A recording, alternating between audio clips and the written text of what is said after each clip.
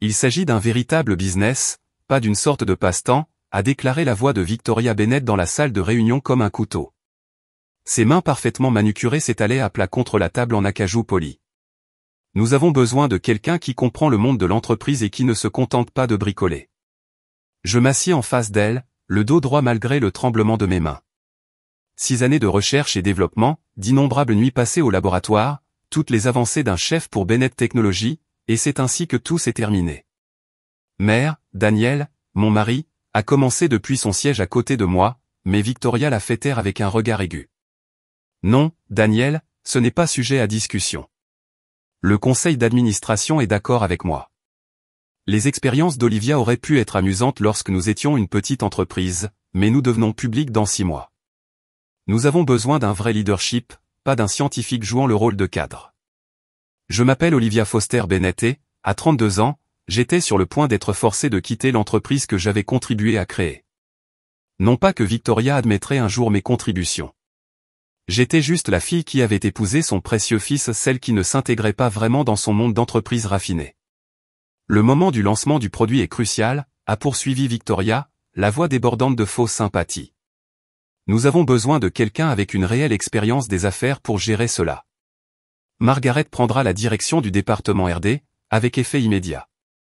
Margaret Phillips, la filleule de Victoria, assise au bout de la table, essayait, sans succès, de cacher son sourire suffisant.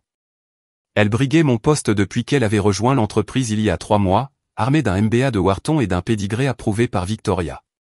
J'ai jeté un coup d'œil au papier devant moi l'accord de transition qu'il s'attendait à ce que je signe. Une généreuse indemnité de départ, comme il l'appelait. Plutôt de l'argent secret pour me faire taire pendant qu'il me chassait. Et si je refuse? Ai-je demandé, ma voix plus ferme que je ne le ressentais. Le sourire de Victoria se resserra. Ensuite, nous devrons revoir votre contrat de travail. Je suis sûr que vous vous souvenez de la clause de non-concurrence. Ce serait dommage si vous ne pouviez pas travailler dans ce secteur pendant les 5 prochaines années. Bien sûr, je m'en souvenais. J'avais aidé à rédiger ce contrat quand je pensais protéger notre entreprise, notre famille. Comment ai-je pu? Daniel se déplaça inconfortablement à côté de moi. Mère, peut-être devrions-nous en discuter davantage. Le travail d'Olivia a été suffisamment crucial pour... Daniel, a lancé Victoria, ce n'est pas une question de sentiment. C'est une affaire. Le conseil d'administration a pris sa décision.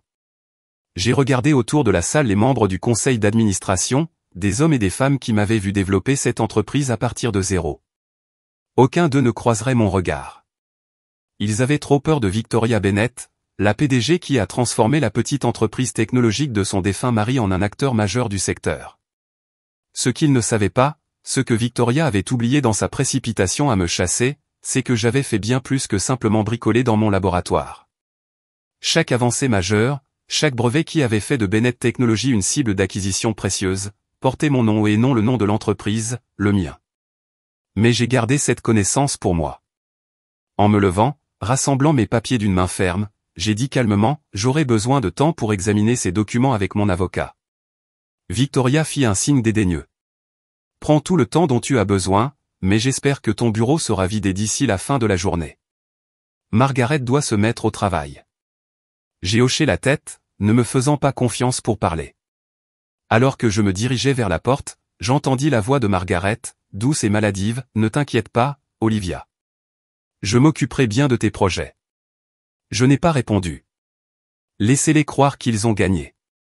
Laissez-les croire que je n'étais qu'une autre victime d'entreprise, mise de côté au profit de quelqu'un avec de meilleures relations et le bon bagage. Ils n'avaient aucune idée de ce qui allait arriver. Le trajet en ascenseur jusqu'à mon bureau semblait surréaliste. 6 années de souvenirs me sont venues à l'esprit, les nuits tardives à travailler sur des prototypes, les moments décisifs, les célébrations lorsque nous avons décroché des contrats majeurs. J'avais rencontré Daniel ici, tous deux fraîchement sortis de nos études supérieures, idéalistes et prêts à changer le monde. Il avait été différent à l'époque, avant que l'influence de sa mère n'érode lentement son épine dorsale. Le Daniel dont je suis tombé amoureux m'aurait défendu. J'aurais reconnu l'injustice de ce qui se passait. Mais ce Daniel avait disparu quelque part entre le jour de notre mariage et sa promotion au chaos. Quand je suis arrivé à mon bureau, mon futur ancien bureau, j'ai trouvé des cartons déjà empilés près de la porte. Ils n'avaient même pas attendu que j'accepte leurs conditions. Victoria typique, pensant toujours qu'elle obtiendrait ce qu'elle voulait. Je m'assis une dernière fois à mon bureau, passant mes doigts sur la surface lisse. Ce n'était pas comme ça que j'avais imaginé que serait mon dernier jour. J'ai toujours pensé que lorsque je partirais, ce serait selon mes conditions, peut-être pour créer ma propre entreprise ou relever un nouveau défi. Au lieu de cela, j'ai été mis dehors par une femme qui ne m'avait jamais accepté, qui ne m'avait jamais considéré comme autre chose qu'un inconvénient, la scientifique qui, d'une manière ou d'une autre, avait piégé son fils dans le mariage. Mon ordinateur a reçu un nouvel email de Victoria. Bien sûr, les RH vous aideront dans votre processus de départ. Veuillez vous assurer que tous les documents de l'entreprise restent dans les locaux. Nous enverrons tous les objets personnels une fois qu'ils auront été autorisés par la sécurité. Cordialement, Victoria Bennett, PDG de Bennett Technologies. Je n'ai pas pu m'empêcher de rire. Elle pensait vraiment qu'elle avait tout sous contrôle. Elle avait probablement déjà rédigé le communiqué de presse annonçant la promotion de Margaret, racontant une histoire sur un nouveau leadership passionnant et de nouvelles perspectives. En ouvrant mon tiroir, j'en ai sorti une petite clé USB, dont Victoria ignorait l'existence. Il contenait tout ce dont j'avais besoin, des copies de mes demandes de brevets, des courriers électroniques prouvant que je détenais des technologies clés et une documentation de chaque avancée que j'avais réalisée tout en préservant soigneusement mes droits individuels. Victoria s'était tellement efforcée de me pousser dehors qu'elle avait oublié un détail crucial, je n'avais jamais cédé mes brevets à Bennett Technologies. Ils avaient certes une licence pour utiliser ma technologie, mais la propriété intellectuelle sous-jacente m'appartenait. J'ai glissé le lecteur dans ma poche au moment où on frappait à ma porte. Daniel se tenait là, l'air mal à l'aise dans son costume parfaitement ajusté. « Liv, dit-il doucement, utilisant le surnom qu'il n'avait pas utilisé depuis des mois. Je suis désolé. J'ai essayé de lui parler, mais tu sais comment elle se sent. Je l'ai regardé, regardant vraiment mon mari pour la première fois depuis longtemps. Quand était-il devenu cette version faible de l'homme que j'avais épousé? Saviez-vous? Ai-je demandé doucement. Saviez-vous qu'elle préparait ça? Il ne pouvait pas croiser mon regard. Elle a mentionné certaines inquiétudes concernant l'introduction en bourse, sur la façon dont les investisseurs pourraient percevoir. Tu vois quoi, Daniel? Que ta femme sait réellement ce qu'elle fait? Que je suis plus qu'un simple scientifique amateur travaillant dans les affaires? Ce n'est pas juste, protesta-t-il faiblement. Mère essaie juste de faire ce qu'il y a de mieux pour l'entreprise. Je secouai la tête, la déception lourde dans ma poitrine. Non, elle fait ce qu'il y a de mieux pour son image, et tu la laisses faire, comme tu le fais toujours. Il fit un pas en avant, tendant la main vers ma main, mais je m'éloignai. Ne le fais pas, dis-je. Ne le fais pas. La douleur dans ses yeux m'aurait peut-être ému une fois, mais pas aujourd'hui. Pas après ça. J'aurais retiré mes affaires de la maison ce soir, lui dis-je en me retournant vers mon bureau. Je pense que c'est mieux si je reste dans un hôtel pour le moment. Liv, tu n'es pas obligé. Oui, je le fais. J'ai commencé à rassembler mes objets personnels, les quelque chose qui n'était pas la propriété de l'entreprise, mes diplômes encadrés, une photo de mes parents, la petite figurine de robot que j'avais construite à l'université et qui m'avait lancé sur cette voie. Nous pouvons résoudre ce problème, dit Daniel en se tenant dans l'embrasure de la porte. Une fois l'introduction en bourse terminée. Je l'ai interrompu avec un rire vif. L'introduction en bourse?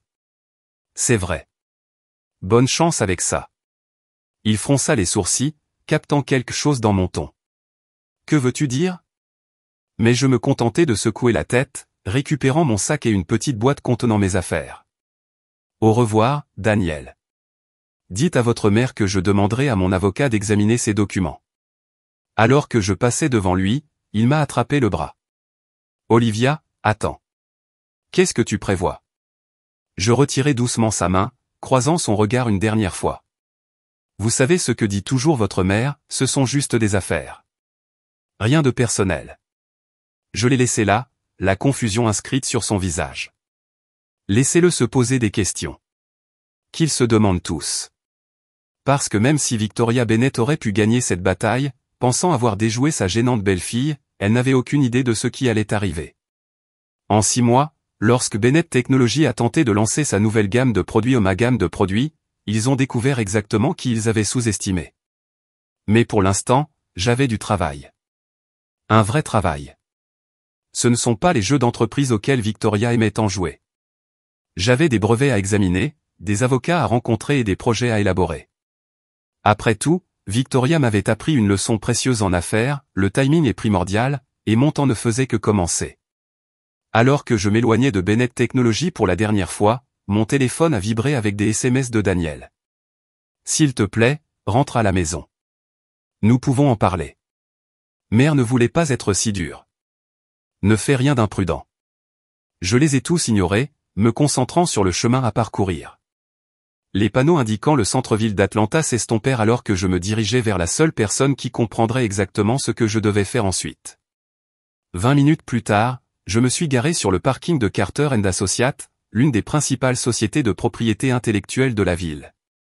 Marcus Carter avait été l'avocat de mon conseiller pendant mes études supérieures et il m'avait aidé à établir mon portefeuille de brevets lorsque j'avais rejoint Bennett Technologies pour la première fois. Il m'attendait dans le hall, ses yeux sombres perçant derrière ses lunettes. « J'ai vu ce qui était écrit sur le mur il y a des mois », a-t-il déclaré en me conduisant à son bureau. « J'attendais votre appel. » Je m'installai dans l'un de ces fauteuils en cuir, laissant enfin transparaître une partie de ma tension. Victoria a finalement réussi à bouger, acquiesça Marcus en sortant un gros dossier. Et tu es sûr de vouloir faire ça? Une fois que nous avons commencé, il n'y a plus de retour en arrière. Victoria Bennett n'est pas connue pour prendre les défis à la légère. Moi non plus, dis-je fermement. Montre-moi ce que nous devons faire. Pendant les 3 heures suivantes, nous avons tout passé en revue, mes brevets, les accords de licence, les traces écrites minutieuses que j'avais conservées.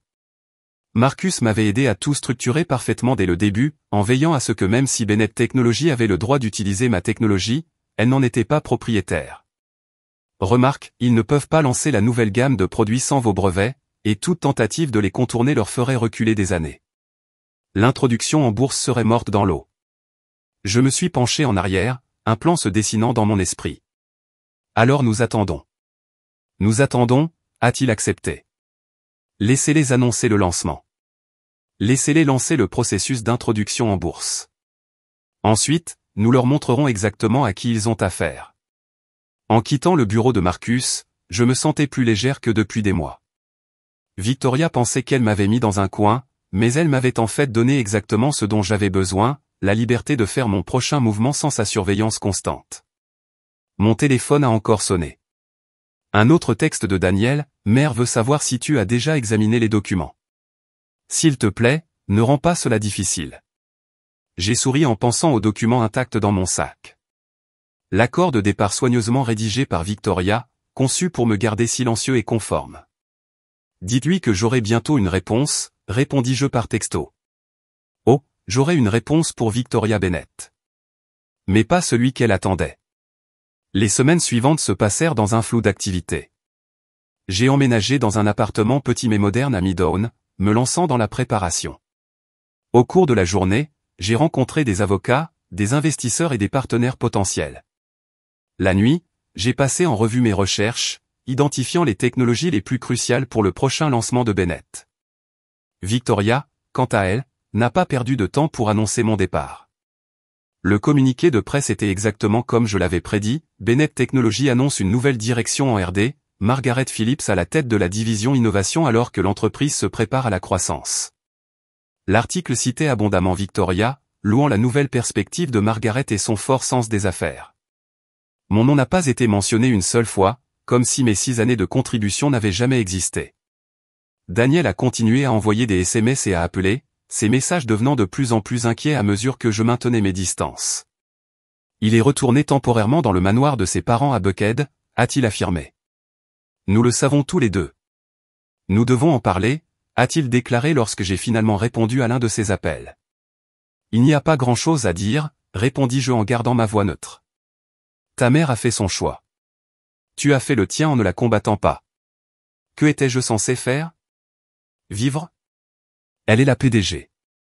Tu étais censé défendre ce qui est juste, Daniel. Pour une fois dans ta vie, tu étais censé lui tenir tête. Il resta silencieux un moment. Est-ce pour cela que tu ne signeras pas l'accord de départ? Pour me punir? J'ai presque ri. Il ne l'a toujours pas compris. Non, Daniel, je ne signe pas parce que je n'ai pas besoin de leur argent. Et bientôt, ils auront besoin de quelque chose de moi bien plus que j'ai besoin de quoi que ce soit de leur part. De quoi tu parles, Liv? Tu commences à ressembler à ta mère, suggérai-je. Peut-être qu'elle m'a appris plus qu'elle ne le pensait. J'ai mis fin à l'appel avant qu'il puisse répondre. Laissez-le s'inquiéter. Laissez-le se poser des questions. Il le découvrirait bien assez tôt. 3 mois après mon départ forcé, Bennett Technologies a fait sa grande annonce. Victoria avait réuni la presse, les analystes et les principaux investisseurs pour une présentation spéciale à son siège social. J'ai regardé la diffusion en direct depuis le bureau de Marcus, un sourire froid jouant sur mes lèvres alors que Victoria montait sur scène dans son Power Suite emblématique. Mesdames et messieurs, a-t-elle commencé, d'une voix claire et confiante, aujourd'hui marque un nouveau chapitre dans l'histoire de Bennett Technologies. Sous la brillante direction de notre directrice RD, Margaret Phillips, nous nous préparons à lancer une nouvelle gamme de produits révolutionnaires qui changera à jamais le visage de la technologie médicale. La présentation qui a suivi était soignée et professionnelle, pleine de promesses en matière d'innovation révolutionnaire et de potentiel de marché sans précédent. Margaret se tenait à côté de Victoria, se réjouissant des éloges alors qu'il dévoilait les prototypes des appareils que j'avais conçus, les technologies que j'avais créées. Lorsqu'ils ont ouvert la salle pour les questions, un visage familier s'est levé. Sarah Chen de le Wall Street Journal, connue pour son analyse pointue des entreprises technologiques.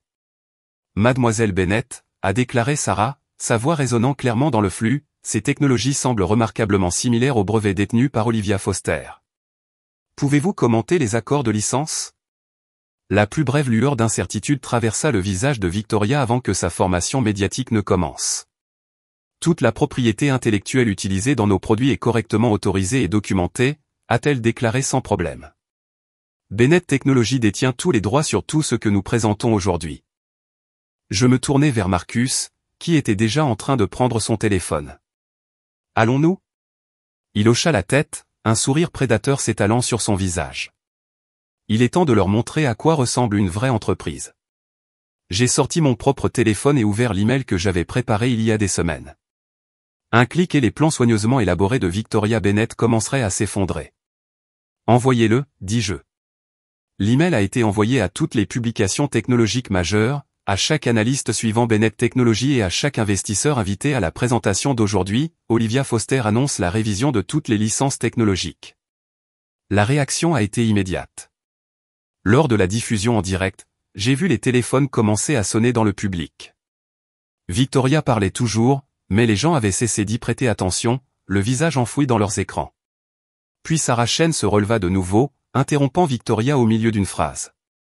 Mademoiselle Bennett, nous venons de recevoir une déclaration d'Olivia Foster affirmant que la licence de Bennett Technologies pour utiliser ces brevets expire 3 mois avant le lancement prévu de votre produit. Voudriez-vous faire un commentaire?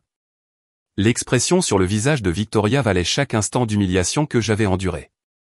Pour une fois, la grande Victoria Bennett est restée sans voix. Et ce n'était que le début. Répondant à Margaret, sa voix trembla sous le poids de sa confession. Elle est désespérée, a-t-elle insisté. L'introduction en bourse s'effondre, les investisseurs se retirent et Thomson Medical vient d'annoncer son nouveau partenariat avec vous. Elle parle d'accusations criminelles, de fraude. Est-ce pour cela que vous êtes ici? Ai-je demandé en l'étudiant attentivement. Était-elle là pour me prévenir ou pour se sauver?